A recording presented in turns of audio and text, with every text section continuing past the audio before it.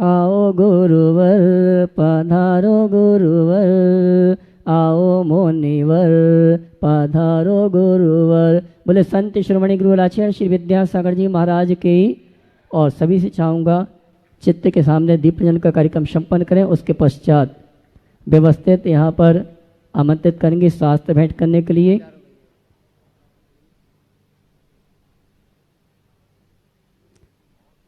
हमारे संजय भैया उनकी माता श्री पनागर से जो हमारे बीच उपस्थित हैं, वे भी मंच पर आ जावे।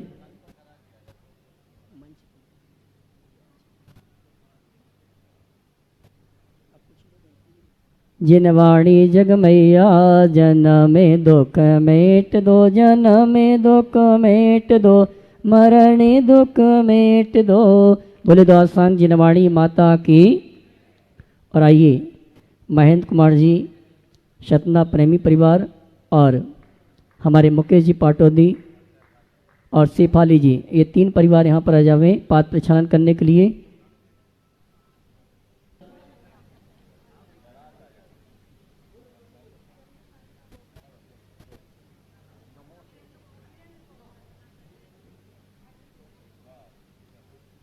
चलिए थाली अलग कर लेना, कलश अलग कर लेना।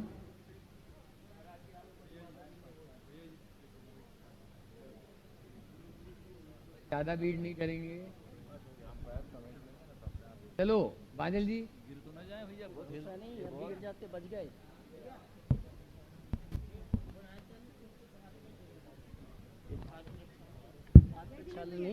श्रीफल चाह के आशीर्वाद प्राप्त कर लें। चंद्रकांता जी, धीरेन्द्र, अशोक जी बोबरा श्रीफल चाह के गुरुवर का आशीर्वाद प्राप्त करें, जो कि गुणायतन में सूत्रधार के रूप में जुड़ने का अवसर प्राप्त कर रहे हैं। आइए सभी लोग मंच से नीचे आ जाएं प्लीज, समय हो रहा है मंगल प्रवचन मंगल उद्बोधन का। हमारे कार्यकर्ता ये थाली यहाँ से अलग कर लें, दोनों कलश अलग कर लें यहाँ से। अखिलेश जी के साथी जो यहाँ पर मंच पर व्यवस्था देख रहे हैं, ये थाली और दोनों कलश यहाँ से व्यवस्थित कर लें।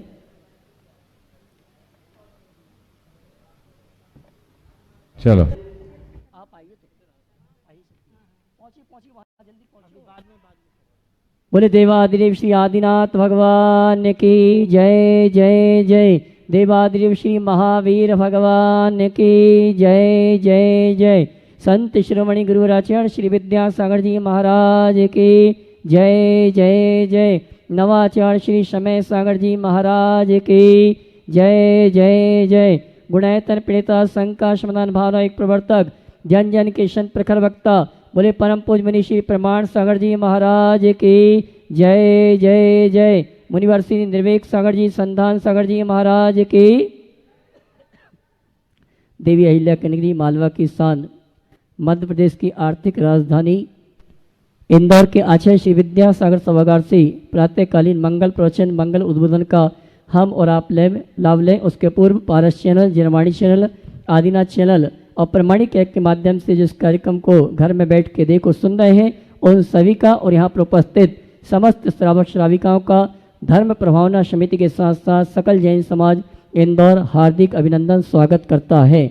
चलते हैं परम पूज मुनिवर के शिष्य मनवान करते हुए आशीर्वाद प्राप्त करें। उसके पूर्व आप सभी से कहना चाहूँगा कि आगामी अष्टानी का महापर्व के अवसर पर 7 नवंबर से 17 नवंबर तक परम पूज मुनिवर के सानिध्य में 108 मंडली सिद्ध चक्र महामंडल विधान राष्ट्रीय महाधिवेशन गुणायतन का और पिछिका परिवर्तन के साथ साथ 15 नवंबर को इंदौर एक इतिहास रचेगा, अद्भुत अकल्पनीय रथ यात्रा होगी, जिसमें 108 श्री जी की रथ यात्रा निकाली जाएगी। और वो सौभाग्यशाली परिवार हैं जो मंडल लेकर मंडल पुण्याजक के रूप में इस अनुष्ठान में सम्मिलित होने का सौभाग्य प्राप्त कर रहे हैं। लेकिन महा सौभाग्य के क्षण उन परिवारों के लिए गुरुवर का आशीर्वाद प्राप्त हुआ है जो मंडल नहीं ले पा रहे हैं, लेकिन पूरे मंडप में 108 मंडल हैं, उनकी पूजन भक्ति आराधना करने का सौभाग्य प्राप्त करेंगे। मैं आपसे ये कहना चाहूँगा, अगर आप इस अनुष्ठान में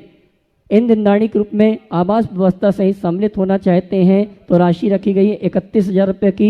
बिना आवास व्यवस्था के 21,000 रुपये की राशि है और सिंगल इंद्र या इंद्राणी के लिए 11,000 रुपये की राशि निश्चित की गई है। आप ऑनलाइन सीधे प्रमाणिक ऐप में जाके अपने इंद्रदाणी का रजिस्ट्रेशन करा के सौभाग्य प्राप्त कर सकते हैं और ऑफलाइन में कार्यालय में संपर्क करके आप ये अवसर प्राप्त कर सकते हैं। 15 तारीख का वो दृश्य, 15 तारीख की वो दिन अपने आप में इंदौर में एक इतिहास रचेगा, जब पूरे इंदौर के मंदिर के महिला मंडल समाज जन अपने अपने जिनालय से झांकी लेकर आएंगे और एक एक रथ का प्रतिनिधित्व करते हुए जैसे स्वर्ग में स्वर्ग के देव आके तीर्थंकर भगवंतों का पंच कल्याणक मनाते हैं, वैसा ही दृश्य पूरे इंदौर में नजर आएगा। मैं आपसे ये कहना चाहूँगा, ये सौभाग्य के क्षण आपके करीब आए हैं और मुनिवर के सानिध्य में हम और आप सौभाग्य प्राप्त कर रहे हैं।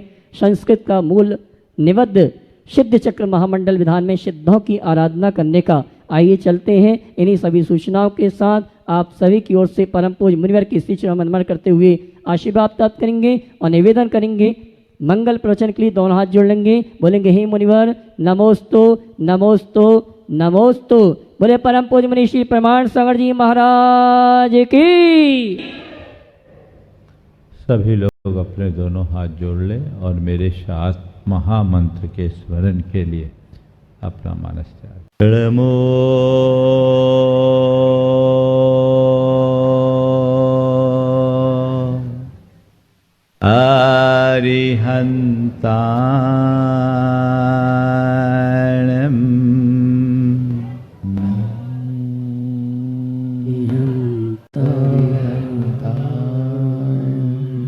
नमो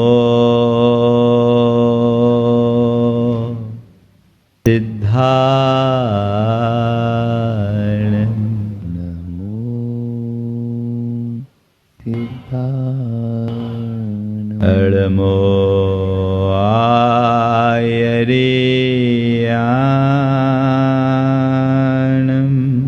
नमो आयर्याणं नमो उवज्झाया नमो उवज्झाया नमो लोये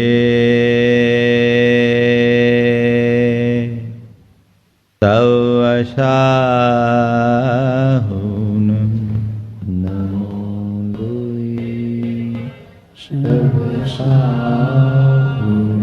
एसो पंच हरमुरारो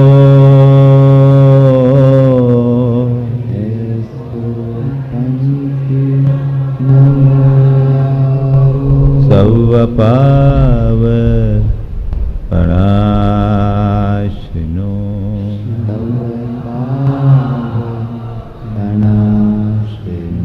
मंगलारं च सवेसिं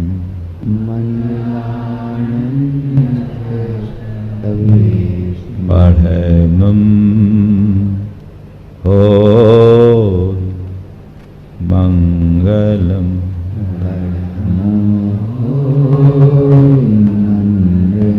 जय बोलो देवादिदेव 1008 श्री भगवान महावीर स्वामी की जय जय जय। अहिंसा परमो धर्म की जय जय जय। परम पूज्य आचार्य गुरुवर श्री विद्यासागर जी महाराज की जय जय जय। बोले परम पूज्य मुनि श्री प्रमाण सागर जी महाराज की नमस्ते। नमस्ते। प्रभु भक्ति में लीन आचार्य मान तुंग कहते हैं, भगवान आपके संस्तवन से जन्म जन्मांतरों के पाप क्षण में नष्ट हो जाते। फिर निकट आने पर कहते हैं कि प्रभु आपके स्तवन की कथा तो बहुत दूर है, आपके नाम स्मरण मात्र से सारे पाप छट जाते। लेकिन जो जो निकटता आ रही है,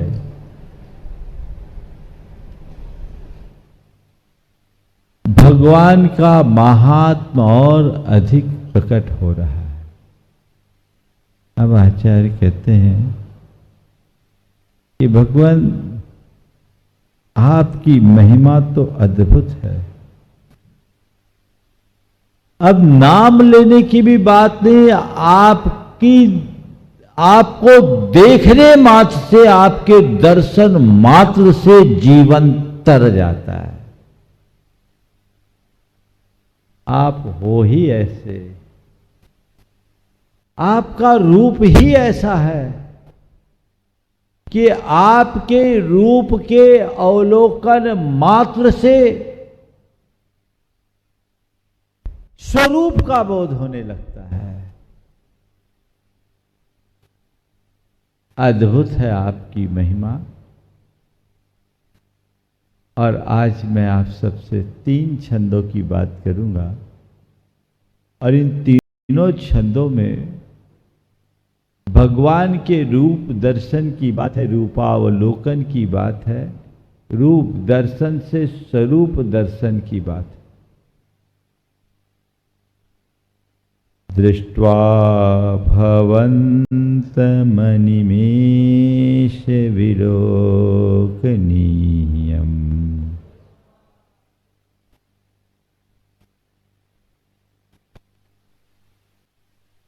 दृष्ट्वा भवन्तमनिमेष विलोकनीयम्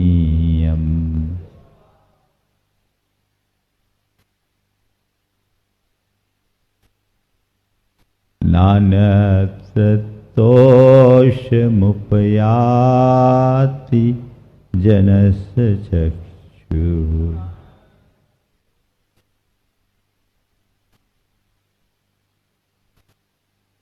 नान्यत्तोषमुपयाति जनस्य चक्षुः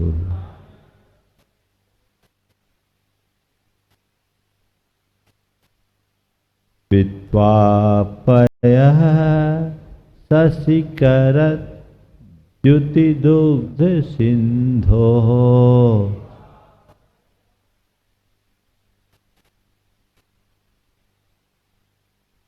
वित्वापयः शशिकरत् द्युतिदुग्ध सिन्धोः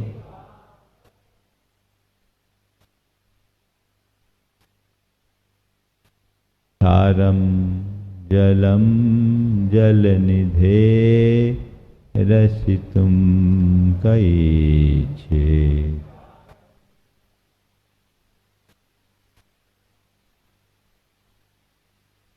क्षारं जलं जलनिधे रसितुं कैचे।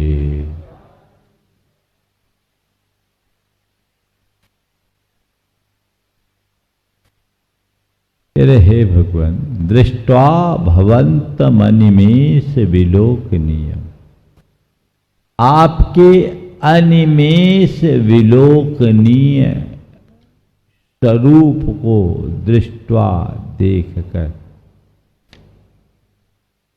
कैसा स्वरूप है भगवान का? अनिमेष विलोकनीय। कैसा?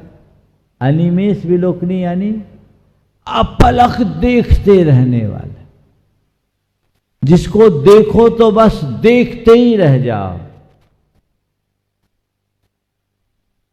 जिसके प्रति प्रेम होता है वो अचानक मिल जाए तो कैसा होता है? एक बार देखते तो बस देखते ही रह जाते, लगता बस देखते ही रहूं, होता है। भगवान भी ऐसे ही। पहले छंद का अर्थ ले, भवन्तम अनिवेश विलोकनीयम,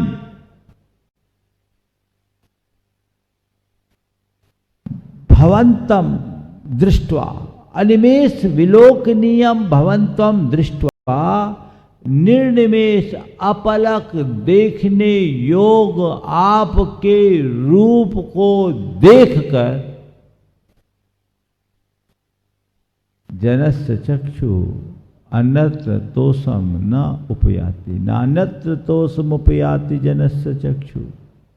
जनस्य चक्षु मनुष्य की आंखें, अन्यत्रम दूसरी जगह, तोषम न उपयाति संतुष्ट नहीं होती आपको देखने के बाद, और किसी को देखने की इच्छा ही नहीं होती। उदाहरण दिया, पित्वा पय शशिकर द्युति दुग्ध सिंधो।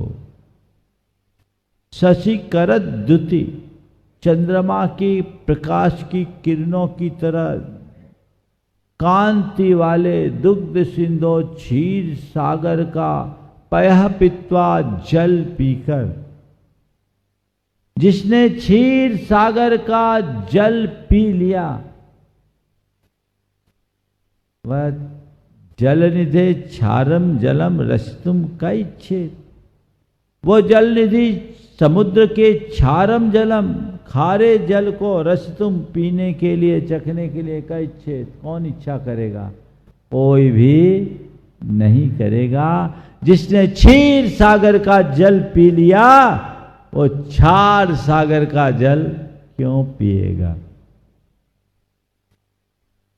ये तो इस छंद का सामान अर्थ हुआ कि हे भगवान, आपके अपलक देखने योग्य स्वरूप को देख लेने के बाद मनुष्य की आंखें अन्यत्र संतुष्ट नहीं होती। मनुष्य की आंखें अन्यत्र संतुष्ट नहीं होती। ठीक वैसे ही जिसने क्षीर सागर का जल पी लिया वो क्षार सागर का जल पसंद नहीं करता।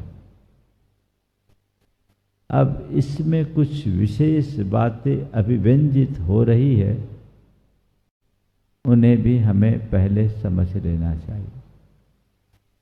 सबसे पहली बात, भगवान के इस स्वरूप का जो यहां वर्णन है वो क्या कह रहे हैं? अनिमेष विलोकनीयम। ये अनिमेष विलोकनीयम क्या है? अपलक देखने योग, अनिमेष विलोकनीयम। वस्तुतः भगवान का रूप ही कुछ ऐसा है। हम जिसको देखने में थकते हैं तो उसमें पलक झपकते हैं, जिसको देखने के बाद किसी तरह का थकान न हो वो अनिमेष देखेंगे, किसी तरह की थकान नहीं। और इसे दूसरे अर्थ में देखें तो बाहर की चीजें आप इन आंखों से देख सकते हैं। अपने भीतर विराजमान प्रभु को देखना है तो हमें अनिमेष बनना होगा, अंतर्मुख होना होगा, तभी हम देख पाएंगे। एक रूप है और दूसरा स्वरूप है। हम लोग लोक में जिसको देखते हैं वो रूप दिखता है, पर भगवान के रूप में भी स्वरूप का बोध होता है। जिसके प्रति प्रेम होता है वह प्रेम हमें सहज रूप से खींचता है, उसे देखने की प्रबल इच्छा होती है और देखते हैं तो बस देखते ही रह जाते हैं और केवल देखने का जी होता है। लेकिन फिर भी हम लोगों के प्रति प्रकट प्रेम में थकते हैं, पर ये प्रभु प्रेम की बात है। लोक में यदि हमारे मन में किसी के प्रति प्रेम हो तो उस पर राग का कलंक लगता है, और भगवान के प्रति होने वाला जुड़ाव भक्ति का रूप लेता है। हम भगवान की भक्ति से भरकर जब भगवान को देखते हैं तो बस देखते ही रह जाते हैं। ये भक्ति विरक्ति का आधार बनती है और राग हमारे लिए संसार में उलझा के रखता है। रागपूर्ण दृष्टि से हटाकर वैराग की ओर ले जाने वाला आपका जो रूप है वह अलौकिक है। इसे देखता है वह केवल देखता ही रह जाता है। आम जन के रूप सौंदर्य में और भगवान के रूप सौंदर्य में बड़ा मौलिक अंतर होता है। अगर शरीरगत रूप को हम देखें, थोड़ा 2 श्लोक छंद और ले लेता हूं, फिर एक साथ करता हूं तो प्रसंग अच्छा लगेगा। छंदों को ले लूं। यही शांत राग रुचि भी परमानुभीस्त्वम्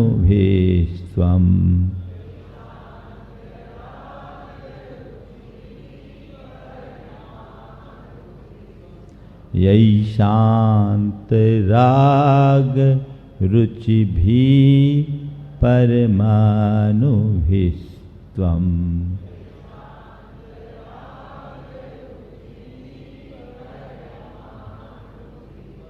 निर्मापितस्त्रिभुवनैक ललाम भूत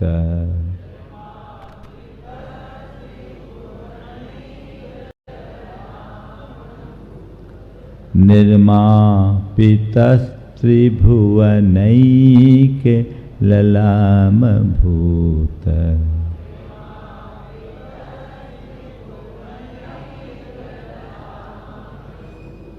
तावन्त एव खलु ते प्रणव पृथिव्याम्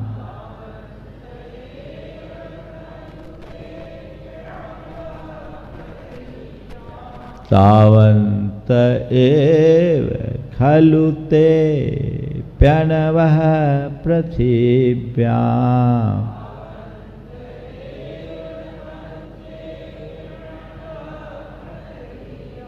यत्ते समानमपरं नहि लोकमस्ति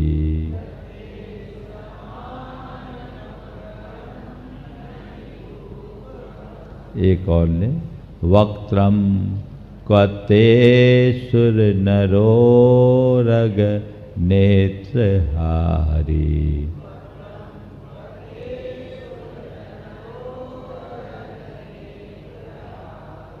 वक्त्रम क्वते सुर नरोरग नेत्रहारी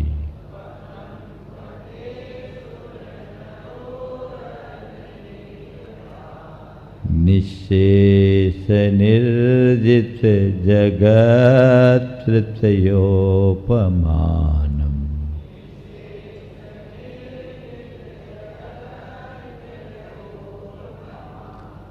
निःशेष निर्जित जगत् तृतीयोपमानम्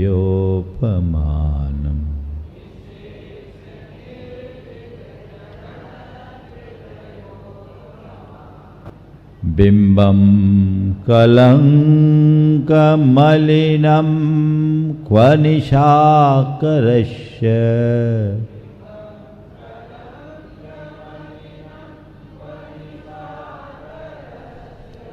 बिंबं कलंकमलिनं क्व निशाकरस्य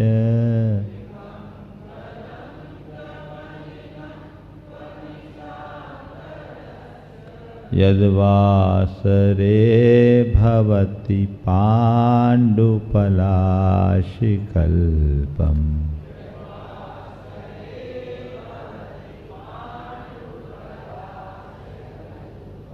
यद्वासरे भवति पाण्डुपलाशिकल्पम् पलाशिकल्पम्।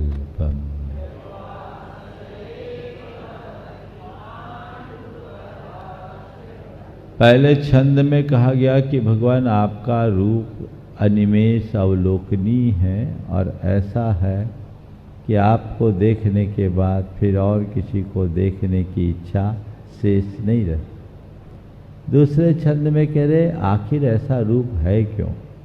तो कह रहे यही शांत राग रुचि भी जिन शांत हो गई है राग की रुचि यानी प्रभाव जिनका, ऐसे शांत राग रुचि, रुचि का अर्थ यहाँ किरण भी है, प्रकाश वाले परमाणु भी परमाणुओं के द्वारा निर्मापित आप बने हो। जिन शांत राग रुचि वाले परमाणुओं के द्वारा आप निर्मित हुए हो, निर्मापितस्त्वम त्रिभुवनैक ललाम भूत, तीन लोक के एकमात्र ललाम, ललाम का अर्थ होता मनोहर और ललाम का अर्थ होता तिलक। तीन लोक में एकमात्र सबसे सुंदर या तिलक स्वरूप आप जिन शांत राग रुचि वाले परमाणुओं से निर्मित हुए हो, बने हो, शांत हो गई है राग रुचि जिनकी, ते अणवः तावन्तेव, ते अणवः अपि तावन्तेव, तावन्त एव ते प्रणवः पृथिव्याम, पृथिव्याम इस पृथ्वी में ते अणवः अपि वे अणु वे परमाणु भी, अपि वे भी तावन्त उतने ही थे। यत इस कारण से ते समान आपके समान, अपरम दूसरा, रूपम रूप न अस्ति नहीं है। आप से सुंदर इस दुनिया में कोई नहीं है। बोले क्यों? बोले जितने सुंदर परमाणु थे वो आप में लग गए, अब बचे नहीं, तो आप जैसा रूप सौंदर्य कोई प्राप्त कैसे कर सकता है? आप लोकोत्तर हो, इसीलिए लोकोत्तर रूप के धनी। तो हे भगवान, जिन शांत राग रुचि वाले परमाणुओं से आपके शरीर का निर्माण हुआ है, वे परमाणु लोक में उतने ही थे, इसलिए आपके समान रूप वाला इस धरा पर दूसरा नहीं है। अब फिर तीसरा छंद है, उसमें आचार्य विभावना अलंकार में बात कर रहे हैं। विभावना अलंकार में कवि अब उपमेय के सामने अनेक उपमान रखता है, आप कैसे तुलना करता है, और तुलना करते करते उपमान को फीका कर देता, उपमेय को ऊंचा उठा देता। इसका नाम विभावना अलंकार। तो कह रहे सुर नरो रग ने, छंद पढ़ लिया ना हमने, सुर नरो रग नेत्रहारी वक्त्रम कते, ते वक्त्रम क्वा, आपका मुखमंडल कहाँ, कैसा मुखमंडल? सुर नर उरग यानी नाग कुमार, इनके नेत्रहारी, इनके नयनों को हर लेने वाला। सुर नर उरग नेत्रहारी देव नर मनुष्य और उरग यानी नाग कुमारों के नेत्रों को हर लेने वाला, ते वक्त्रम का, आपका मुख कहाँ, कैसा? निशेष निर्जित जगत तृतीयोपमानम, जगत निश्चय, जगत तृतीयोपमानम निशेषम निर्जितम, जगत तृतीय उपमानम, तीन लोक के सारे उपमानों को निशेष रूप से जीत लेने वाला, निशेष निर्जित, सारे उपमान को जिसने जीत लिया, जिसके आगे सारे उपमान फीके पड़ जाते। कोई भी उपमा रखे आपके आगे फीका है। आपके आगे अगर मैं आपके मुख चंद्र को देखता हूं तो एक चंद्रमा सामने दिखता है, तो बिंबम कलंक मलिनम क्व निशाकरस्य, कलंक से मलिन निशा करस बिंबम क्वा, चंद्रमा का बिंब जिसमें कलंक लगाया, दाग धब्बा लगाया, लगता है ना, उस कलंक का चंद्रमा, कलंकित चंद्रमा का बिंब कहाँ, एक तरफ आपका मुख चंद्र, दूसरी तरफ ये चंद्र, बड़ा अंतर है। क्योंकि वो चंद्रमा भले सुंदर है लेकिन उसमें कलंक है। और इतना ही नहीं, यदवास रे भवति पांडु पलाश कल्पम, वो दिन में तो पीले पड़े हुए पलाश के पत्ते के समान हो जाता है, वो चंद्रमा भी आपके आगे फीका है। इस चंद्र से ज्यादा तेज आपके मुख चंद्र का है। तो ये अद्भुत है, सारे उपमानों को आपने जीत लिया। इन तीनों छंदों में भगवान के अनिर्वचनीय रूप और सौंदर्य का कथन है। तीर्थंकर परमात्मा लोकोत्तर रूप के धनी होते हैं, उन जैसा रूप किसी का नहीं होता, ये उनका जन्मातिशय होता है। और उनके रूप को जो देखता है वह उनका ही हो जाता है। लेकिन लोक में सुंदरता की दृष्टि से देखा जाए तो कामदेव भी बहुत सुंदर होता है। कामदेव में भी रूप सौंदर्य और भगवान में भी सुंदरता, बल्कि कामदेव से अधिक सुंदर भगवान होते हैं। लेकिन भगवान के रूप सौंदर्य की एक विशेषता होती है, बाकी अन्य का सौंदर्य शरीर की ओर आकृष्ट करता है, भगवान का रूप सौंदर्य स्वरूप सौंदर्य की ओर ले जाता है। रूप दर्शन से स्वरूप दर्शन की ओर बढ़ते हैं। शास्त्रों में लिखा गया, तीर्थंकरा नाम रूपम वैराग जनकम स्यात् न तु रागादि वर्धकम। भगवान के सौंदर्य की विशेषता यही होती है कि उनका वह सौंदर्य, वह देह सौंदर्य देहाकर्षण की ओर न बढ़ाकर आत्माकर्षण की ओर बढ़ाता है। वो वैराग्य का जनक होता है, रागादि का जनक नहीं होता। इसलिए बाकी के पीछे लोग दीवाने बनते हैं, पागल बनते हैं, तो केवल शरीर की ओर आकृष्ट होकर। अब भगवान के जो दीवाने होते हैं वो वैरागी बन जाते हैं। ये सबसे बड़ी विशेषता है। भगवान की तरफ आकर्षण करने वाले वैराग्य से उत्प्रेरित होते, ये उनकी विशेषता है। ये वैराग अंतर मन में बढ़ा तभी इसका कोई मतलब है। आजकल रूप की ओर आकृष्ट होने वाले बहुत हैं, स्वरूप की ओर देखने वाले बहुत कम। एक मन चला युवक था, किसी सुंदर लड़की के पीछे लग गया और उसने कहा, मैं तुमसे प्यार करता हूँ, तुम भी मुझसे प्यार करो ना। वो लड़की बहुत समझदार थी, उसने कहा, तुम मुझसे प्यार क्यों करना चाहते हो? बोले कि तुम बहुत सुंदर लगती हो। तुम मुझसे प्यार क्यों करना चाहते हो? बोले इसलिए कि तुम मुझे बहुत सुंदर दिखती हो। तो क्या तुम भूल में हो? अगर सौंदर्य ही चाहिए ना तो मेरे पीछे मेरी छोटी बहन आ रही है, वो मुझसे भी सुंदर है, वो मुझसे भी सुंदर है, तुम जाओ उससे प्यार करो। बोले सच? बोले हाँ। वो रुक गया।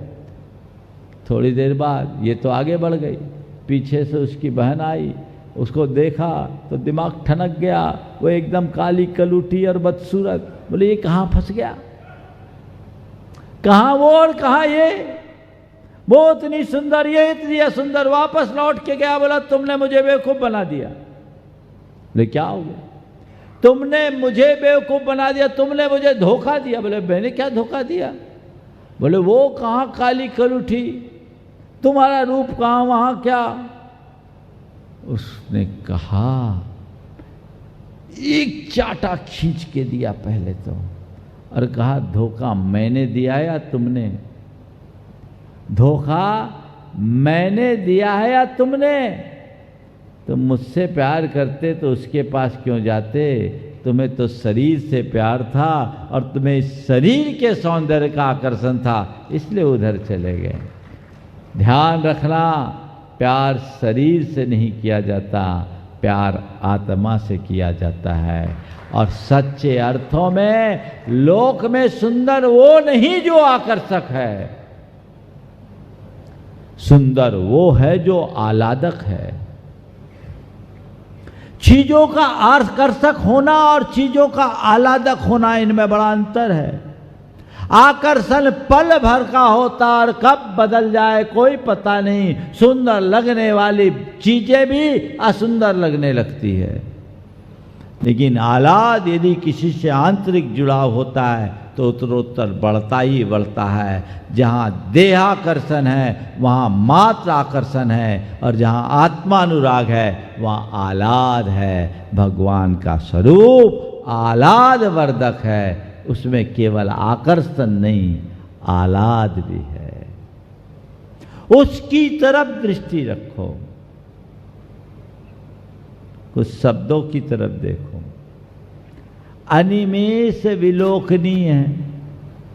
पहला तो भगवान को देखना है, भगवान के प्रति प्रेम है, वही सुंदर है। मैंने अभी कहा सुंदर कौन है? जो आह्लाद उत्पन्न करे, जिससे काम क्रोध लोभ मोह बढ़े वो असुंदर, और जिससे काम क्रोध लोभ मोह शांत हो वह सुंदर।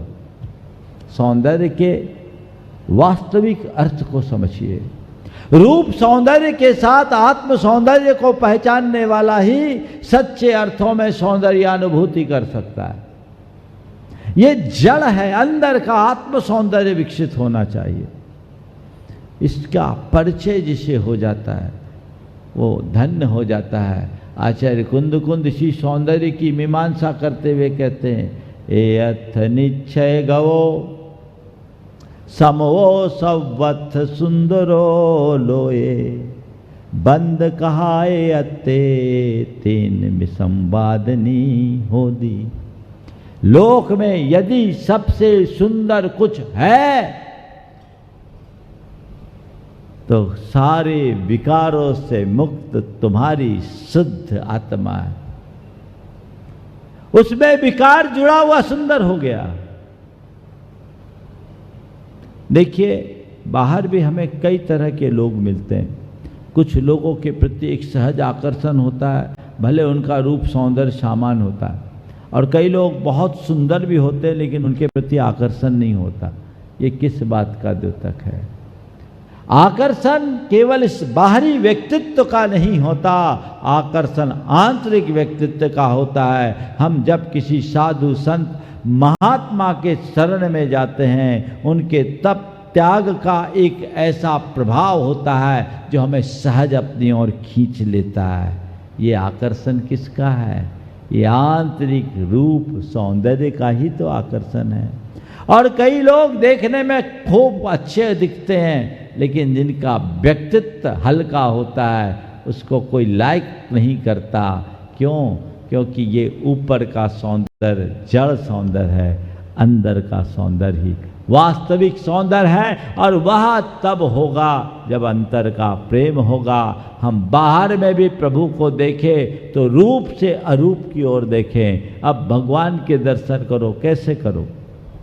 अनिमेष विलोकनी, अपलक देखो। कई बार लोग बोलते हैं कि महाराज अब भगवान के दर्शन करें तो कैसे करें? आंखें खोल के करें कि आंखें बंद करके करें?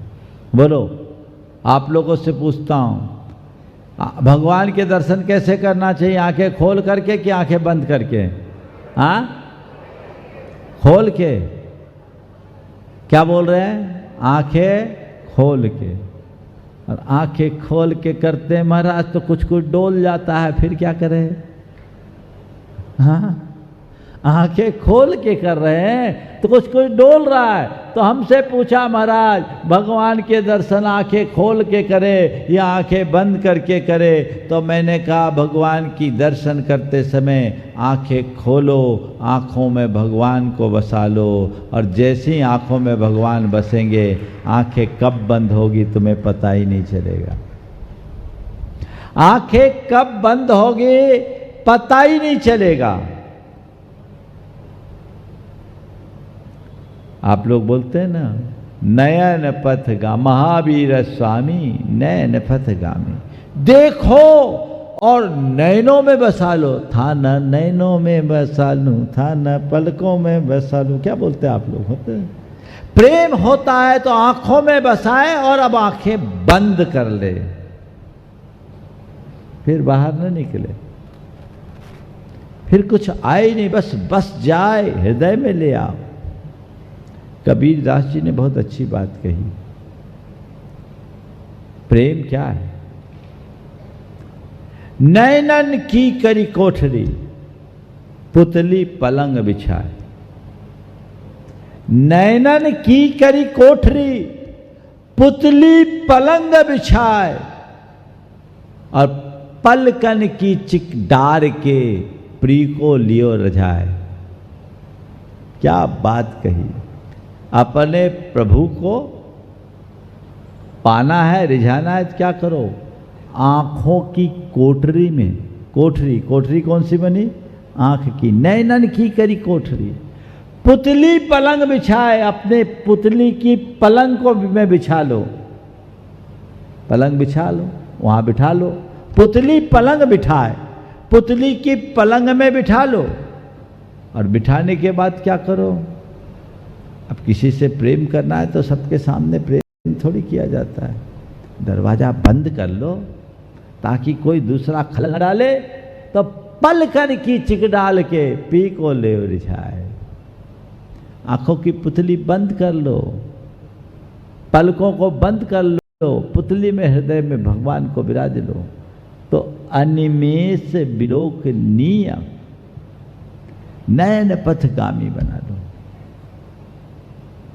फिर एक बात कही, पित्वाह पयः शशिकरत दुति दुग्ध सिंधो, क्षारम जलम जल निधे रस तुम कहिच्छे।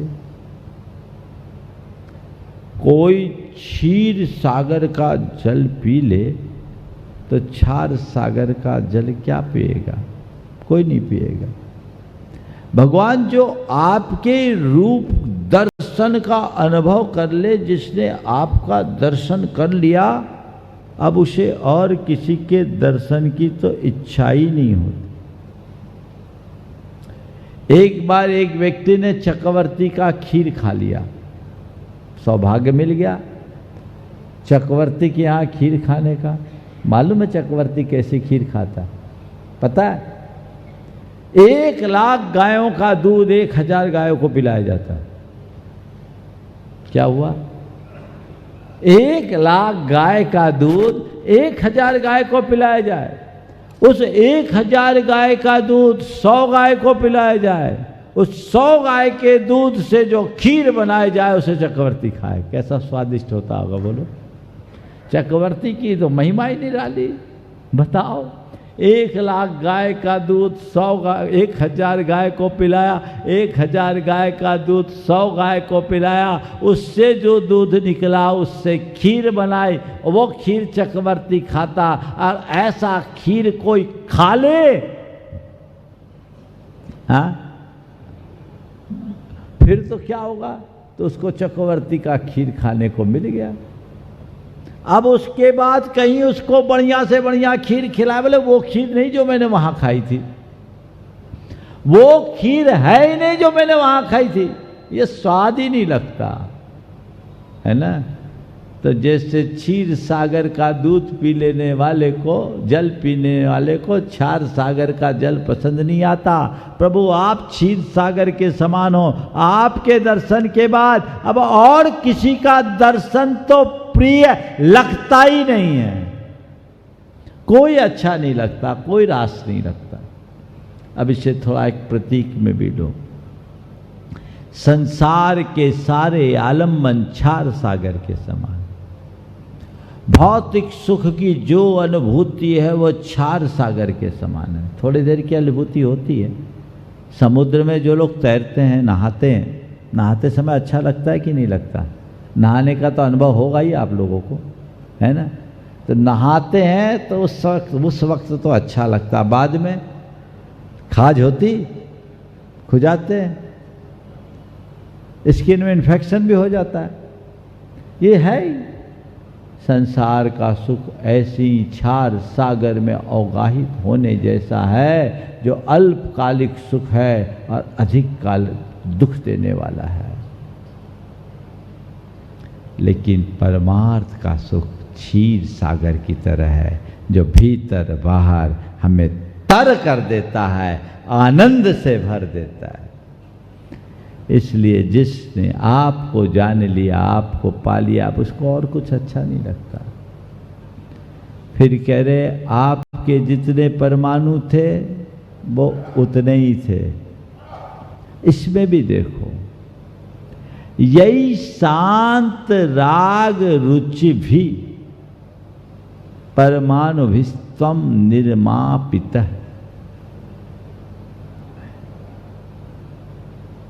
शांत और राग रुचि, राग की किरणें जिसमें फैल रही है, शांत है, शांति को देने वाली, राग की किरणें जिसमें फैल रही है, जिसमें अधिक चमक है, कांति है, प्रकाश है, ये अर्थ तो हम लेते हैं। लेकिन दूसरा अर्थ है जिनके दर्शन मात्र से राग रुचि शांत हो जाए। क्या?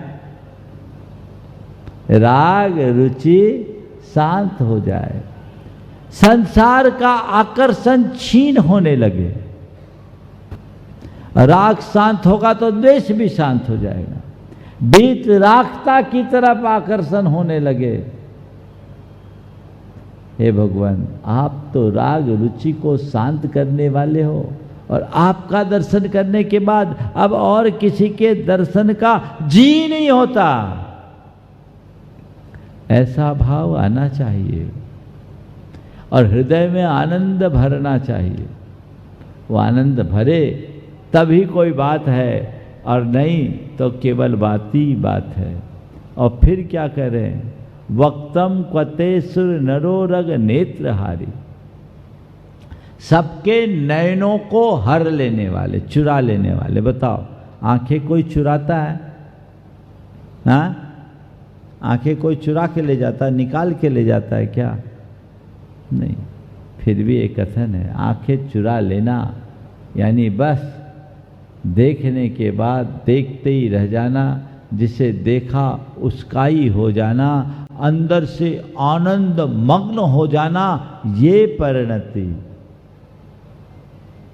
भगवान के दर्शन तो आप लोग रोज करते हो। कभी ऐसा लगा कि भगवान हमारे नैनों में बसे हैं? कभी ऐसा लगा कि भगवान ने मेरे नैनों को हर लिया? संभवतः नहीं लगा हो। हाँ, कभी कभी, कभी कभी क्यों, रोज क्यों नहीं? हकीकत यह है कि भगवान के पास जाने के बाद भी भगवान के दर्शन कर कहाँ पाते हैं। जिस दिन भगवान के पास जाकर भगवत्ता का एहसास करेंगे तभी भगवान के दर्शन होंगे, और भगवान के दर्शन होते ही हृदय आनंद से भरेगा, चित्त हर्षित होता है, मन में एक अलग आनंद की अनुभूति होती है। ऐसा लगता है जैसे धन्य धन्य धन्य धन्य हो गया। आप बोलते हो धन घड़ी यूं, धन दिवस यूं, धन जन्म मेरो भयो, अब भाग मेरो उदय आयो, दरस प्रभु जी को लख लयो। कभी ये शब्द तो हम बोलते हैं, ऐसा लगता है कि हम धन्य हो गए, ये घड़ी, ये दिवस, ये जन्म धन्य हो गया, मैं कृतार्थ हो गया, मैं कृत हो गया, मेरा जीवन सफल हो गया। ऐसा भाव आता है क्या? मुझे तो लगता है कि प्रायः लोग एक प्रकार की आत्ममुग्धता में जीते हैं। मंदिर गए, दर्शन कर लिए, तीर्थ यात्रा की, दर्शन कर लिए, हाँ हमारे बहुत अच्छे दर्शन हो गए, हम तो दर्शन कर आए, मन में संतोष हो जाता है। लेकिन जिस दर्शन के लिए गए, जिसके दर्शन के लिए गए, वो दर्शन हुआ क्या, और उस दर्शन के बाद जो अनुभूति होनी चाहिए वो हुआ क्या?